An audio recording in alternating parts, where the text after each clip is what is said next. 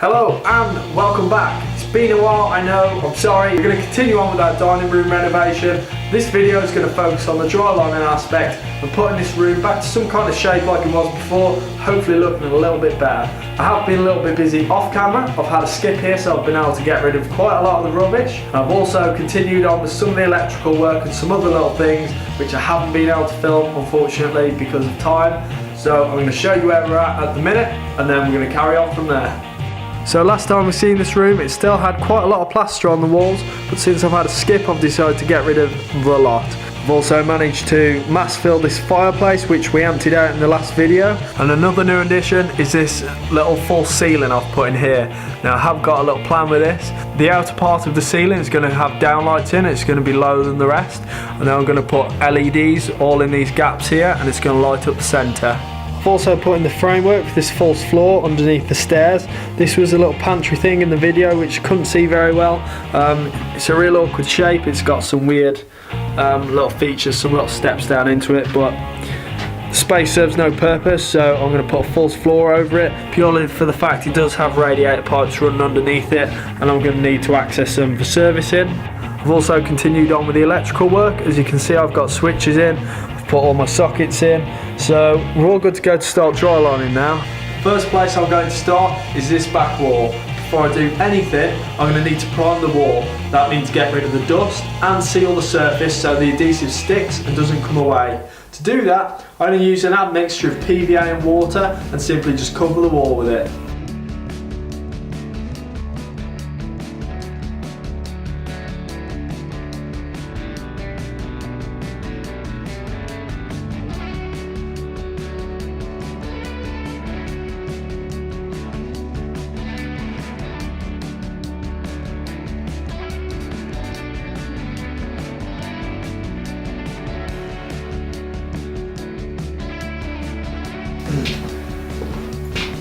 Now that the wall's sealed, I'm going to leave that to soak in for a little bit, and then we can start mixing up our adhesive, putting our boards in place.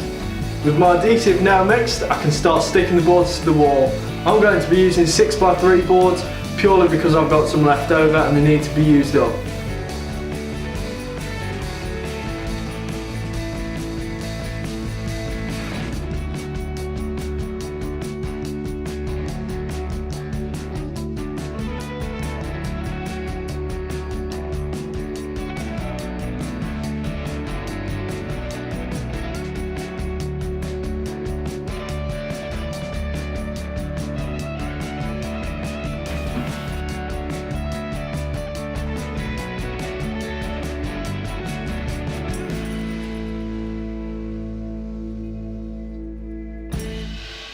Okay, so one dead battery later and I've managed to put on most of this wall now.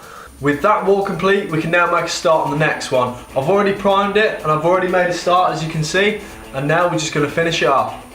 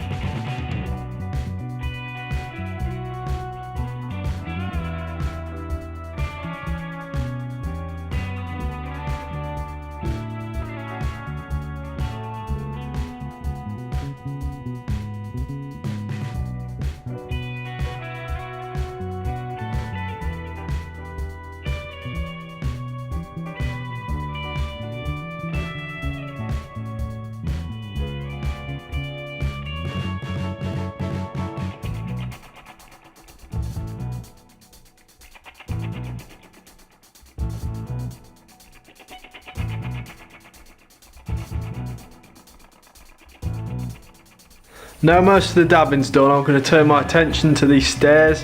Now it's a bit of a strange space. Now I'm going to have a lot of wires running through this area, so I was thinking I'm going to put a suspended ceiling all the way around this area to make it slightly lower than the rest. So a lot of these cables that come through, I'm going to put an access hatch on the ceiling itself, just a small one, so if access is ever needed for maintenance or rewiring, it can easily be reached. I also need to install fireboards underneath these stairs since it is an escape route from the house. And I'm going to install a doorway in this area, just so this can be like a little understairs cupboard. It's not much, but it's going to have to do.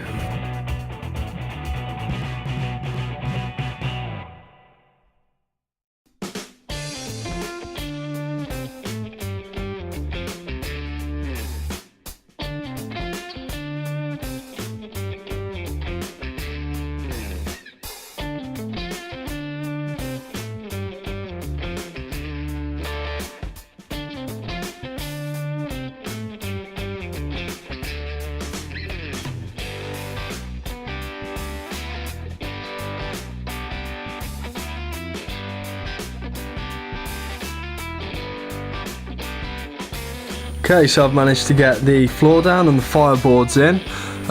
The next step's obviously going to be to stick these walls on either side. My battery's probably going to die, so I'll check in when that's done. Okay, that's the understairs cupboard done. I have moved on. I've now moved on. I've completed a frame in our fireplace and also insulated it. I'm going to chuck some fireboards on that now. Okay, so now we've got this fireplace done, we can start cracking on with the next wall now. It's all prepped, so I'm going to start dabbing that on. After we've got that wall on, we can get started on getting the rest of this chimney breast done, and we won't be far off.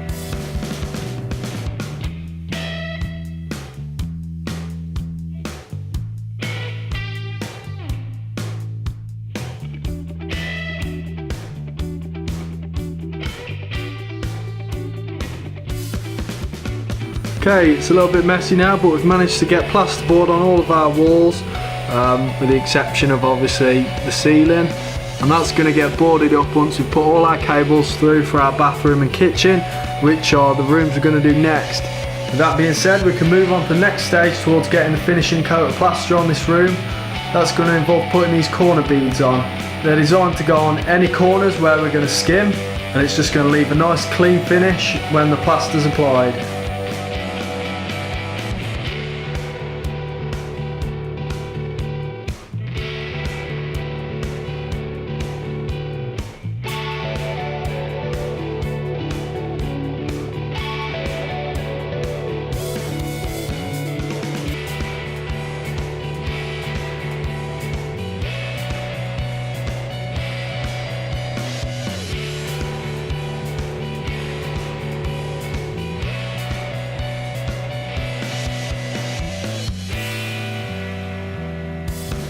Whenever I cut beads, I always try and avoid having square edges on the top here. This is because whenever they get moved about or they can get damaged, these top edges can actually flare out, and it means when it's on the wall, it sticks out of the plaster.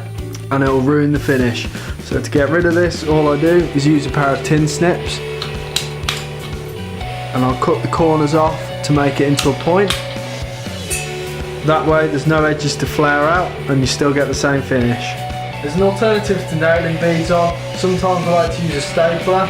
I use this if I haven't got anything solid behind the bead to attach to.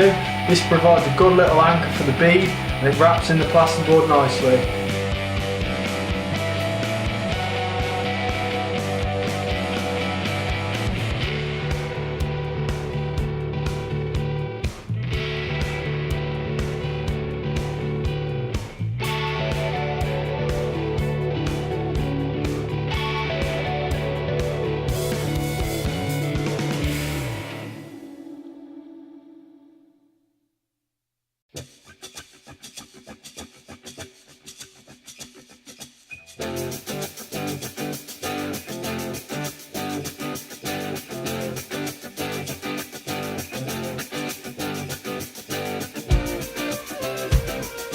So, with the beading almost finished, it's time to mark out where these downlights are going.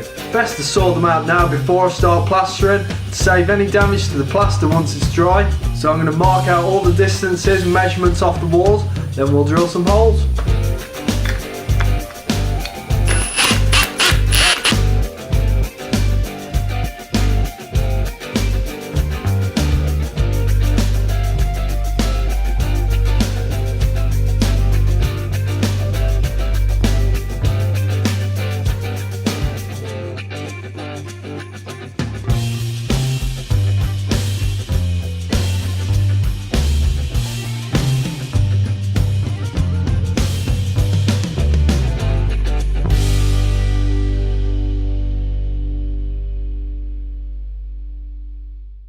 A couple of misplaced holes later and we've managed to find all of our cables, so that's good news. So I've still got a little bit of beading to do around that doorway, one on the ceiling, and still got to do our window yet. So I'm going to leave it there for this video. We've managed to get it all dry lined except for the parts where we need to put cable.